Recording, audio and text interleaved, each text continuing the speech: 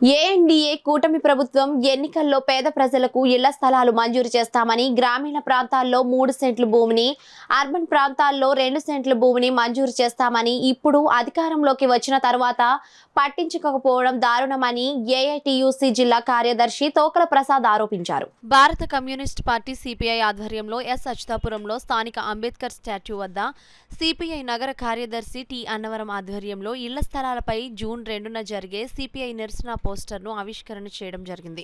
ఈ పోస్టర్ ఆవిష్కరణకు ముఖ్య అతిథిగా సిపిఐ జిల్లా సహాయ కార్యదర్శి తోకల ప్రసాద్ హాజరయ్యారు. ప్రసాద్ ఈ సందర్భంగా మాట్లాడుతూ ప్రభుత్వం అధికారంలోకి వచ్చి సంవత్సర కాలం పూర్తవుతున్నా ఇక్కడి హామీలను నెరవేర్చలేదని ఆయన ఆవేదన వ్యక్తం చేశారు. ఇళ్ల స్థలాల మంజూరీపై ప్రజాప్రతినిధులు స్పందించాలని, ఇచ్చిన హామీలను తక్షణమే నెరవేర్చాలని, అర్హులైన పేద ప్రజలందరికీ రేషన్ కార్డులు మంజూరీ చేయాలని, వృద్ధాప్య వితంతు పెన్షన్లు ఏ ఒక్కటి తొలగించకుండా పూర్తి స్థాయిలో అందరికీ అమలు చేయాలని, జూన్ 2వ తేదీన ఇళ్ల స్థలాలపై సిపిఐ ఆధ్వర్యంలో నిరసన ఆందోళన చేపడతామని ప్రసాద్ అన్నారు.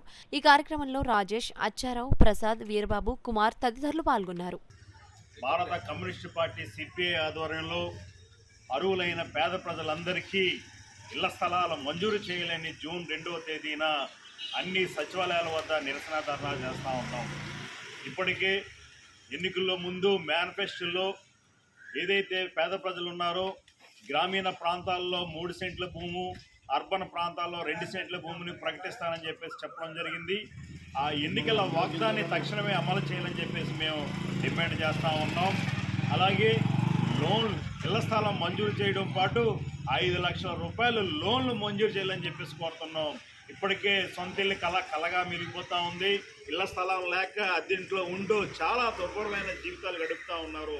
ప్రభుత్వం ఇప్పటికైనా చిత్తశుద్ధితో అర్హులైన నిరుపేద ప్రజలందరికీ ఇళ్ల స్థలాలు తక్షణమే మంజూరు చేయాలని చెప్పేసి మేము కోరుతా ఉన్నాం.